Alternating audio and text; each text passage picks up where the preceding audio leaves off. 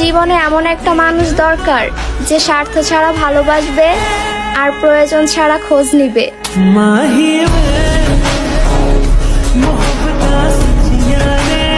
জীবনে কষ্ট আর চোখের পানি কাউকে দেখাতে নেই, জীবনের সুখ না থাকলেও কখনো বলতে নেই, কারণ কষ্ট সবাই দিতে পারে, কষ্টের ভাগ কেউ নিতে পারে না। শুধু তোমার জন্য পাগলামি করি, এই পাগলামিটাই আমার স্বভাব। যেদিন আমি পৃথিবীতে থাকবো না, সেদিন বুঝবা এই পাগলের অভাব।